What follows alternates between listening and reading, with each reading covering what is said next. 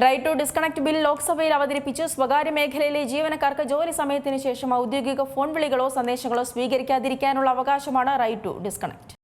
ഔദ്യോഗിക പ്രവൃത്തി സമയത്തിന് പുറത്തുള്ള സമയങ്ങളിലും അവധി ദിവസങ്ങളിലും ജോലി സംബന്ധമായ കോളുകൾ, സന്ദേശങ്ങൾ, ഇമെയിലുകൾ എന്നിവ നിരസിക്കാനുള്ള നിയമപരമായ അവകാശം ജീവനക്കാർക്ക് നൽകുന്നതിനായി NCP MP സുപ്രിയ സുലെ ലോക്സഭയിൽ റൈറ്റ് ടു ഡിസ്കണക്ട് ബില്ല് 2025 അവതരിപ്പിച്ചു. ജോലി സമയത്തിന് ശേഷമോ അവധി ദിവസങ്ങളിലോ ഔദ്യോഗിക ആശയവിനിമയങ്ങൾക്ക് മറുപടി നൽകാൻ ജീവനക്കാരെ നിർബന്ധിക്കരുതെന്ന് ബില്ല് പറയുന്നു. അച്ചടക്ക നടപടിയെ ഭയപ്പെടാതെ കോളുകളും ഇമെയിലുകളും നിരസിക്കാനുള്ള അവകാശം ഇത് ഓരോ തൊഴിലാളികൾക്കും നൽകുന്നുണ്ട്.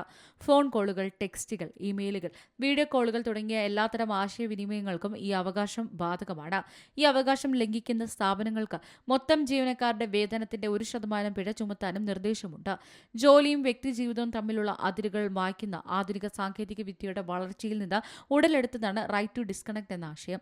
ജോലി സമയത്തിന് ശേഷം ഫോൺ കോളുകളും സന്ദേശങ്ങളും സ്വീകരിക്കേണ്ടി വരുന്നത് ജീവനക്കാരിൽ സമ്മർദ്ദവും പിരിമുറുക്കവും വർദ്ധിപ്പിക്കുന്നു. ഇതിൽ നിന്നുള്ള മോചനം എന്ന നിലയിലാണ് ഇത്തരമൊരു ആശയം ഉയർന്നു വന്നത്. ഫ്രാൻസ്, ബെൽജിയം തുടങ്ങിയ രാജ്യങ്ങളിൽ നിയമപരമായി ഇത് നിലവിലുണ്ട്. News desk Malayalam news. ഏറ്റവും പുതിയ വാർത്തകളും വിശേഷങ്ങളും വിരൽ തുമ്പിലറിയാൻ മലയാളം ന്യൂസ് എല്ലാ ഡിജിറ്റൽ പ്ലാറ്റ്ഫോമുകളിലും ലഭ്യം.